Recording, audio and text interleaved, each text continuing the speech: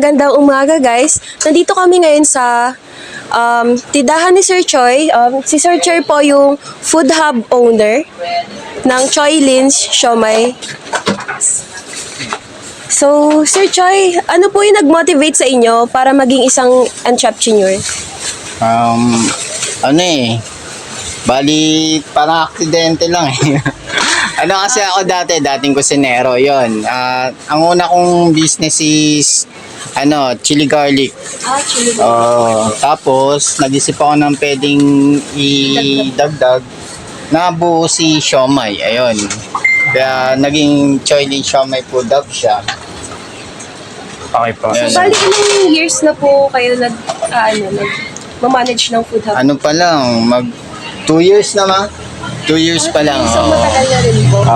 So, ano po sa tingin niyo yung mga katangian niyo po or mga kakayahan para maging isang maging matagumpay po itong food hub niyo?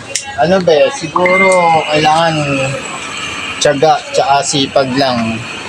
Tsaka kailangan alam mo yung ginagawa mo sa business mo. Kailangan alam mo siyang i-handle. Kasi kapag yung meron kasi ibang business pero business owner ka pero hindi mo alam i-handle yung business. Ayun. So, yun. Tsaka kailangan yung mga maliliit na sente mo, kailangan alam mo kung paano bumili ng item. Kailangan kung doon ka makatipid, kailangan doon ka bibili. So, sir, ano po yung starting capital niyo po way back? Then, nung nag-start pa lang po kayo nung business? Siguro mga 5K yata yun, no? 5K yun. Lahat na yan. Meron na akong steamer. Ito yung lutuan ng fried noodles. Tsaka yung lagayan ng gulaman. Ayun, 5K. So, sir, sino po kaya yung madalas niyo pong customer dito? Kabataan ng namin eh. Kasi yung target na customer namin, yung mga kabataan talaga, mga estudyante yan. Kaya yung pamerienda yung aming kinuwang gawing business. So, ano ang tingin mo ang pagiging isang manggagawa? Bakit hindi mo pinili ang daan na yun?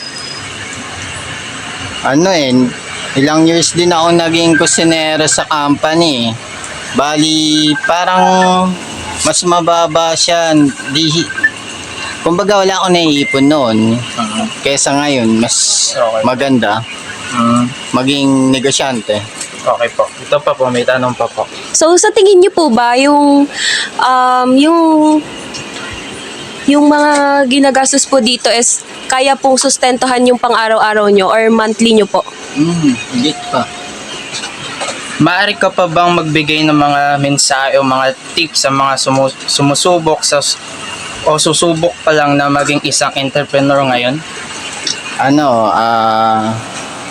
Kailangan kapag sumubok kayo na isang negosyo, kailangan mahal nyo yung ginagawa nyo, tsaka kailangan ulit sipag at tiyaga talagang kailangan. Opo.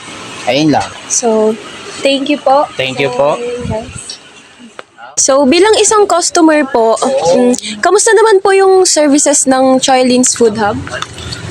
So far yung as my observation malinis naman po yung kapaligiran nila at maganda po yung serbisyo kasi napakadali po. Then yung sauce po nila, yung sweet at saka yung spicy po. Pag hinaghalo nyo po sila, napakasarap po. Tapos yung palamig. Pag ininom nyo po, Refreshing masarap po po ba? kasi malamig at saka Refreshing po ba, sir? matamis po. Opo, napakasarap po. Recommended po yung mga paninda po nila. Yan lang.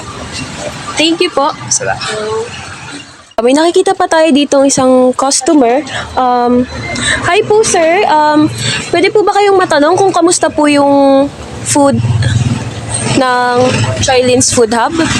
Okay lang naman. Masarap talaga yung pagluto nila dahil yung ito, nakita ko, mas savory talaga yung lasa at saka mas sweet. Nakita ko dito. So it comes naman po sa services ng mga kamusta naman po? Okay lang yung service. niluto nila kaagad kapag sinabi lang yung pangalan. Tsaka, di na kailangan maghintay ng ganun katagal. Okay. So, thank you po. Oo din, thank you.